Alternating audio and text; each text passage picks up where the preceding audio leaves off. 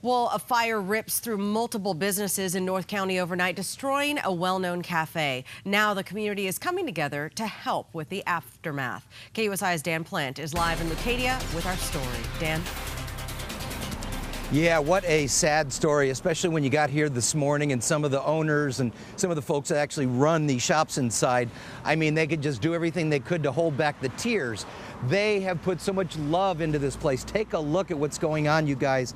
This is what used to be Mosey Cafe, used to be an art gallery, used to be a t-shirt shop, and used to be another business in the back. There were 4 different businesses in here, but take a look at it now.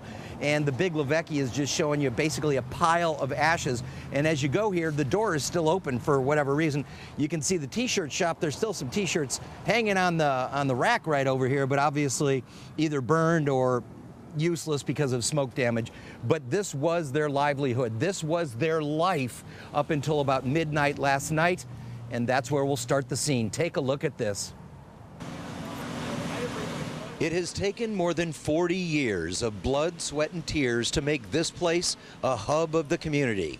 It took only one fire on one night to wipe it all out. This is definitely a Encinitas landmark. I mean, everybody knows Mosey's. When you tell somebody to come to your house, you go, oh, we're right behind Mosey's. Mosey's was the original business in this building, but over the years they have had company, like the t-shirt store and the art gallery. As of today, all of them gone. So around 12:18, the cops came, knocked on our door, got everybody out, evacuated the neighborhood. So by the time we walked out of our house, we live right behind here, 12:30, the place was fully engulfed. Fully engulfed and impossible to stop. This is all that remains of their hard work, their hopes, and their dreams. I don't really know what to say because I'm sorry, but there's just no words that you put into this other than let's just pick up the pieces and rebuild. And the effort to rebuild has already begun. Using a can of spray paint that survived, they want everyone to know they started a GoFundMe page and people are already giving back. They've really respected the area. They've taken care of us in all these ways, and you know, it's our turn to take care of them. As timing would have it, tomorrow would have been the 1-year anniversary for the art gallery. The anniversary will still be recognized, but it will be a fundraiser instead of a celebration. I'm an artist, I'm an entrepreneur, I have a lot of ideas, and let's just say they just kind of just went boom. While the artwork in the building may be gone, the passion that created this place is still very much alive. Emotionally anyway, the effort to rebuild has already begun. If everybody came together, it could be a really simple thing. So we just have to take care of it quickly so it doesn't get out of sight, out of mind.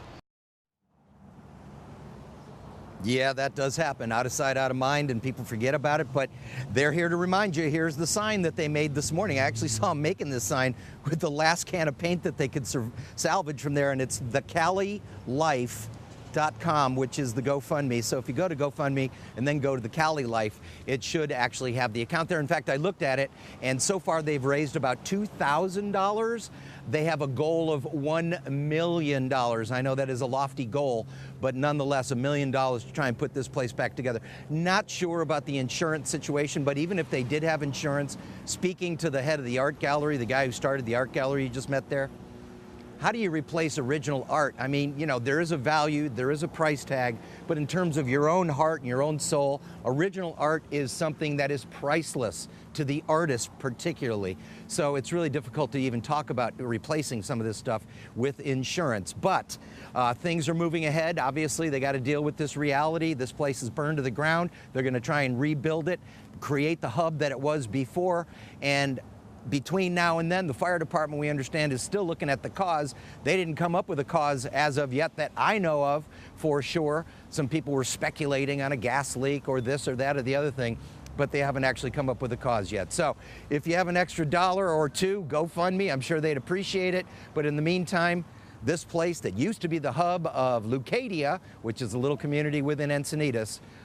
it's going to be down for a while, and folks are going to have to go somewhere else to find that community. And I know there are plenty of places in this town where you can find that. So that's what's going on, you guys. Let me step aside, take a look at this.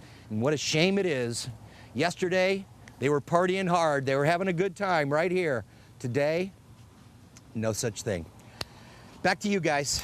You know, Dan, that's one of the many things that I love about San Diego is we do have all these real iconic little communities with iconic shops and iconic stores. You're very familiar with that. As you've been out there reporting on this today, when people are walking by, I mean, what are they saying and reacting to when they see this kind of destruction in one of their favorite spots?